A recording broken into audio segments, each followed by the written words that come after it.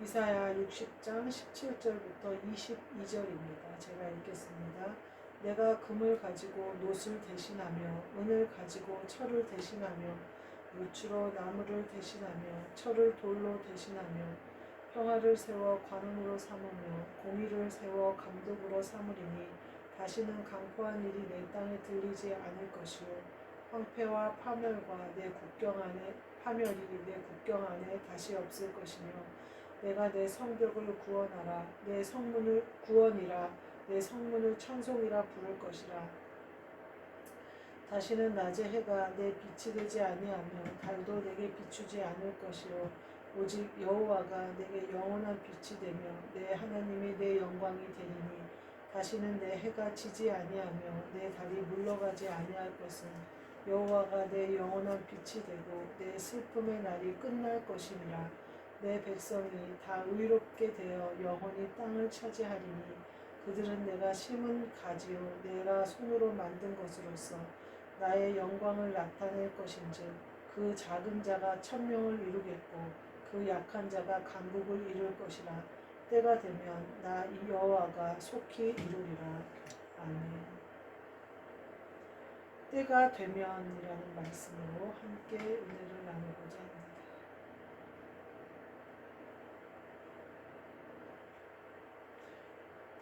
이사야서 60장은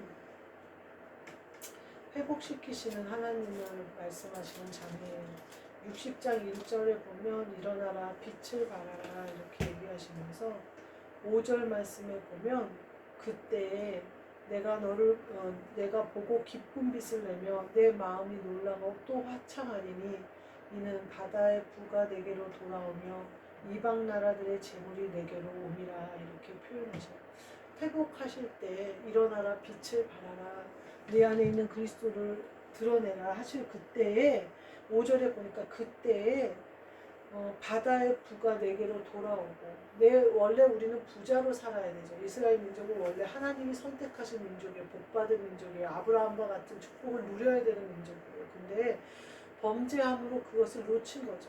근데 그 부가 다시 내게 돌아온다는 거예요. 우리가 우리 안에 때가 돼서 우리 안에 빛을 발하는 능력을 내 안에 주셨을 때에 그때가 되면 바다의 부가 내게 돌아옵니다. 또 이방 나라들의 재물이 내게로 옵니다. 이스라엘 민족이 솔로몬 때에 어땠어요? 거기 나라의 모든 나라들이 조공을 바칠 만한 힘이 있는 나라였어요. 원래 이스라엘은 그렇게 하나님이 세우시고 하나님이 지키시고 하나님이 통치하시는 나라일 때에는 이방 모든 민족이 조공을 바치는 나라예요. 원래 그렇게 살아야 돼요. 우리도 마찬가지예요. 세상에 살 때 세상의 것들이 모두 우리의 통치 아래 있어야 되는 삶을 살아야 되는데 그렇지 못했다는 거예요. 그런데 그땐 그것이 우리 것으로 돌아온다는 거예요. 이스라엘 민족이 그 이후로 모든 것을 빼앗기잖아요. 그래서 여기저기 흩어져 살고 막 그래요. 근데 하나님이 회복하실 때가 있어요. 그래서 부르셔서 다시 성전을 구축하셔요. 그러니까 이방인들에게 빼앗겼던 재물도 다시 너희에게 돌리겠다 이렇게 말씀하고 계세요. 뒤에 보면 이것을 은혜로 너희를 돌아오게 한다 그러면서 7절 말씀에 제단에 올라 기꺼이 받음이 되리니 내가 내 영광의 집을 영화롭게 하리라. 다시 주님을 영화롭게 하는 자리로 불러주시겠다. 오늘의 이 말씀은 다 회복이 된다는 말씀을 하고 계세요. 때가 되면 나 여호와가 속히 이루리라. 우리 안에는 이미 그리스도의 빛이 왔어요. 그래서 우리는 사실은 이 빛을 바라고 일어나야 되는 때에 왔어요. 근데 우리는 자꾸 때를 헷갈려요. 그래서 내 때가 하나님 때인 줄 알아요. 그런 오해를 굉장히 조심해야 돼요. 아까 제가 낮에도 언급했던 그 미션 임파서블에서 도저히 어느 기차에 인질이 타고 있어요. 구해야 되는 사람이 타고 있어요. 근데 이제 이 사람이 그 기차를 중간에 올라타야 돼요. 근데 그 사람들이 이제 나쁜 사람들이 그걸 알고 기차의 모든 브레이크를 없애버리고 최고 속력으로 올려놨어요. 그러니까 이 사람은 기차가 이렇게 커브 틀 때 속도를 줄일 걸 예상하고 오토바이 타고 가다가 툭 튀어서 그걸로 가려고 했는데 엄청난 속도로 커브를 틀어서 가버리는 거예요, 기차가.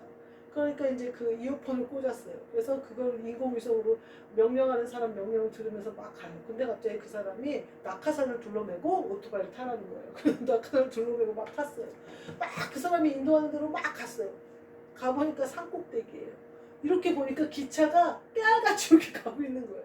거기서 뛰라는 거예요. 그러니까 얘가 너 여기가 지금 어떻게 생긴다는지는 알고 나보고 뛰라고 그러는 거냐고 물어봐요. 그랬더니 안다고. 그래서 내가 아까 낙하산 메고 가라고 그러잖아요. 그러면서 막 둘이 언쟁을 해요.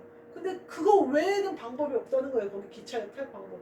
그러니까 뛰어내려요. 그래가지고 가까스로 기차 유리창을 깨고 튀어들어서 그 기차를 타요. 우리가요, 하나님의 나라를 이 땅에 이루는 것은요, 그렇게 쉬운 일은 아니에요. 이 지상 권세 잡은 악한 것들과의 싸움에서 우리가 이겨야 돼요. 예수님이 우리를 구하시기 위하여 십자가를 지셨어요. 근데 우리가 복음을 전하는데 거저 무슨 되게 대우받고 그러면서 복음을 어떻게 전해요? 제가 예전에 굉장히 상처받은 시험에 들었던 적이 있어요. 예전에 뭐 시험에 들지는 않았는데 왜 그럴까라는 의문을 품은 적이 많이 있어요. 부흥회를 인도하시는 목사님이 와요. 그러면 완전히 극빈이에요. 극빈자 대접을 해요. 최고급 호텔에다가 모시고 최고급 음식을 드시게 하고 그 안에 간식도 최고급으로 넣어드려요. 근데 제가 그 모습을 보면서 그때는 그렇게 했었어요. 근데 좋아 보이지 않았어요. 그때는 저는 평신도였기 때문에 그거를 별로 관여하거나 뭐 그렇진 않았는데 막 밑에서 그거를 당연하다는 듯이 막 이렇게 하고 성도들한테 그런 거를 강요하고 물론 그렇게 해서 주의 종을 섬겨서 복 받은 성도들이 참 많아요. 근데 그 주의 종은 어떻게 할 거예요? 그렇게 모든 대접을 받고 모든 것을 이 땅에서 누린 주의 종은 어떻게 할 거예요? 오카문 목사님이 한 말이 있어요. 자기가 이 땅에서 다 받아서 하늘나라에 가서 상급이 없을까봐 나긴 너무 걱정이다. 그래서 개척교회 목사 자네는 그렇게 자네가 일하는 거나 내가 일하는 거나 목회는 같은데 나는 대접을 받고 자네는 가난하니 자네는 하늘나라에서 가서 받을 게 많고 나는 받을 게 적다네 이렇게 한탄하셨던 기억이 나요. 그 육성 녹음했던 목소리가 있어요. 많은 목사님들이 그런 경각심을 가져야 하지 않을까 이런 생각이 들어요. 우리 예수님이 오셔서 공생에 3년 하시고 십자가 지셨을 때 섬김을 받는 자리, 영광을 받는 자리, 최고급 호텔에서 최고급 음식을 먹으시지 않으셨어요. 세리들과 함께 먹고 창녀들과 함께 먹고 그러니까 바리새인들이 와서 죄인들하고 함께 먹고 마시니까 똑같은 죄인 아니냐고 손가락질해도 그들과 함께 계셨어요. 그러니까 복음을 전하는 것은 이와 같아요. 근데 오늘 뭐라고 하면 때가 되면 이렇게 빛을 발하게 해주시고 회복하게 해주시고 돌아오게 해주시고 근데 이거를 내가 잘못 해석하면 세상적으로 해석하게 되는 거예요. 이거는 영적인 승리를 말씀하시는 거예요. 내가 악한 것들과 싸워 이긴 걸 말하는 거예요. 십자가를 통과한 거를 말씀하시는 거예요. 이것이 그저 오는 영광이 아니다 이 말이에요. 나를 씻기시고 나를 회복하시고 나를 온전케 하시고 그리스도께 순종하는 것이 무엇인지 산꼭대기에 가서 성령님이 여기서 뛰어내려야 저기 기차에 탄다고 그러실 때 미련 없이 뛰어내릴 수 있는 담대함이 있어야 내 안에 그 하나님의 나라가 이루어지는 거예요. 영화롭게 하는 영광의 빛이 내 안에서 빛을 발하는 거예요. 편안하게 앉아서 안전하게 하는 것으로는 영적 전쟁에서 승리할 수가 없어요. 두려워서 다른 동료들이 전쟁에 두려워하는 자는 뭐라 그래요? 돌아가라고 해요. 왜냐하면 다른 사람들까지 두려워하게 만든다는 거예요. 전쟁은요 주님이 하시는 거지 우리가 하는 게 아니거든요. 근데요 사람을 보면요 전쟁을 두려워해요. 아예 시작도 못해요. 계산이 머리에서 벌써 돌아가서 따닥따닥 뜨는데 뭐 어떻게 전쟁을 하겠어요. 100점 100패죠. 저희 나라가 이렇게 세워질 수 있었던 것은 사실은 수많은 기적들이 우리나라 속에 있었어요. 6.25 전쟁에서부터 시작해서 뭐 그 모든 것 심지어 그 경제가 굉장히 부강해질 때 정주영이나 삼성그룹 회장들의 자서전을 보면요 거기도 기적들이 계속 일어나요. 그러지 않고서는 우리나라가 이렇게 세워질 수가 없었어요. 그 모든 것을 관여하신 분이 하나님이시지 않을까. 저희는 별로 가난이나 배고픔을 잘 모르지만 우리 어머니 세대들은 알잖아요. 이렇게 풍요롭게 살 거라고는 어머님들 세대 그 전쟁 막 마치고 막 폐허해서 막 재건하고 새마을 운동하고 막 이럴 때는 상상하지 못하셨을 거예요. 모든 사람이 아파트에서 따뜻하게 살고 모든 거의 대부분의 사람이 온수가 있는 집에서 살고 수도가 나오고 하수 시설이 잘 되는 데서 이렇게 살 거라고는 그때는 꿈꾸지 못했을 수도 있어요. 하나님이 때가 되니까 그 축복을 우리에게 허락하신 거예요. 우리가 복음을 놓치지 않고 하나님을 의지하는 것을 놓치지 않고 믿음으로 서 있으니까.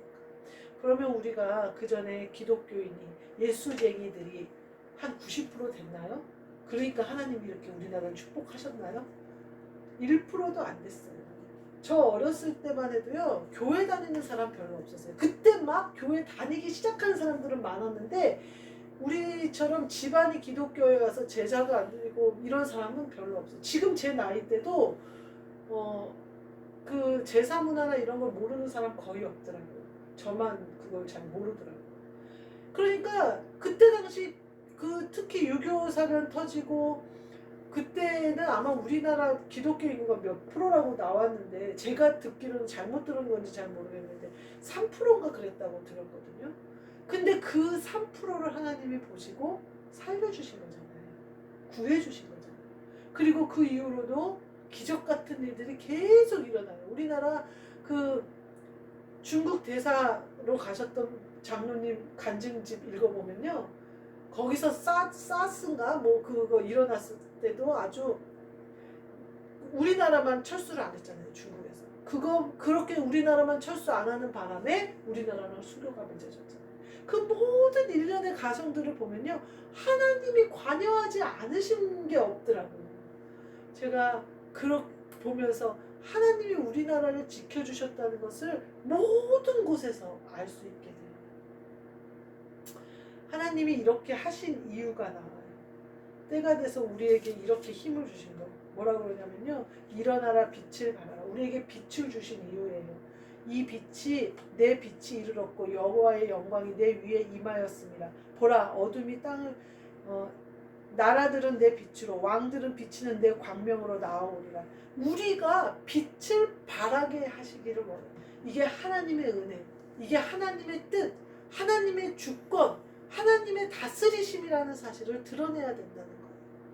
하나님이 때가 되셔서 한국 교회를 멋지게 세워주셨어요. 그래서 많은 사람들이 한국 교회를 다니게 되어졌어요. 그랬을 때 우리가 변질되는 바람에 하나님이 우리 한국 교회가 씻어지고 다른 새로운 영적 계획과 새로운 영적 교회, 영적인 새로운 영이 계속 업그레이드 되는 것처럼 한국 교회를 다시 업그레이드 하시기 위하여 흔들어 놓으셨어요. 지금 많은 사람들이 얘기하더라고요. 큰 교회에서 반토막도 더 없다. 성도들이 잘라져. 코로나를 겪으면서 많은 사람들이 숫자가 줄었다 이렇게 얘기해요. 또 한 가지는 젊은 애들이 많이 빠져나갔다 이렇게 얘기를 해요. 근데요, 얼마 전에 제가 찬양 집회하는 동영상을 목사님이 보여주셔서 봤는데 젊은 애들 거기가 다 가서 찬양해요. 얼마나 뜨겁게 찬양을 하는지 몰라요. 우리 한국교회는 죽지 않았어요. 더 깨끗해졌어요. 더 신실해졌어요. 그리고 하나님을 더 간절히 찾게 됐어요. 우리가 더러운 게 보여서 씻었어요. 우리가 너무 비대해져서 둔해진 게 보여서 날씬해졌어요. 우리가 각자 자기가 만난 성령님을 의지하는 걸 모르고 막 무리지어서 이리저리 가는 것에 경각심을 얻고 이제 내가 1대1로 하나님을 만나게 됐어요. 다른 영적인 업그레이드가 한국교회에 일어났어요. 근데 겉으로 보여서 큰 교회가 비었다고 해서 복음의 역사가 멈추지 않았어요. 하나님의 일은 멈추지 않았어요. 오히려 더 뜨겁게 역사하고 있어요. 우리 교회만 봐도 그래요. 더 뜨겁게 역사하고 있어요. 모이는 인원은 작고 그 모이는 그 장소는 협소하나 예배는 서로 세워져 가고 있어요. 오히려 임재의 예배, 오히려 영적으로 하나님의 영이 하시는 일을 알기를 원하는 성령님을 의지하는 예배가 세워져 가고 있어요. 여기만 그렇겠어요? 우리한테만 그 은혜를 주셨겠어요? 온 한국교회에 하나님이 그 능력을 하고 계시다는 거예요. 행하고 계시다는 거예요. 그 빛을 발하라는 거예요. 제가 그 어렸을 때 막 계시를 보고 이랬던 것을 그리워했다고 그랬었잖아요. 지금 와서 보니까요. 그때는 어린아이 같은 계시와 환상을 보고 어떤 막 그랬다면 지금은 어른이 된 그 계시를 보더라고요. 그러니까 이게 어떤 거냐면요. 그 전에 우리가 성령으로 막 부흥했던 한국 교회가 하나님이 다시 흔들으셔서 정리를 하신 다음에 장성한 자의 분량의 교회로 새롭게 세우신 것 같아요. 그러니까 침묵할 때 침묵할 줄 아는 교회가 되고, 외쳐야 될 때 외치는 교회가 되고, 봉사해야 될 때를 아는 교회가 된 거예요. 말하자면 성도들이 된 거예요. 그래서 내가 목사라고 드러내야 될 때 목사라고 드러내고, 내가 목사라는 거 드러내지 않아야 될 때는 않고, 내가 어디서든지 그렇게 지혜롭게 때를 분별하여 행할 수 있는 영적인 것을 성령을 따라 행할 수 있는 그러한 시대로 바뀌었다는 거예요. 훨씬 그러니까 업그레이드 됐던 그 성령의 시대에서 막 올라가던 게 뚝 떨어졌다고 누구는 표현하지만 영의 세계는 떨어지는 거 없어요. 계속해서 올라가는 거죠. 그래서 제가 지금 보니까 오히려 하나님의 역사는 더 뜨겁게 역사하고 있구나 이 생각이 들어요. 뭐 전도되는 사람이 없고 숫자가 줄고 아니요. 더 뜨겁게 그들의 심령 가운데 역사하고 있는 거예요. 이게 어느 때 폭발적으로 일어날지 몰라요. 하나님이요. 영적인 것을 먼저 새롭게 하시면요. 그 다음에 이 땅의 것을 주셔요. 여기 보니까요. 땅을 차지하리라 이렇게 얘기를 해요.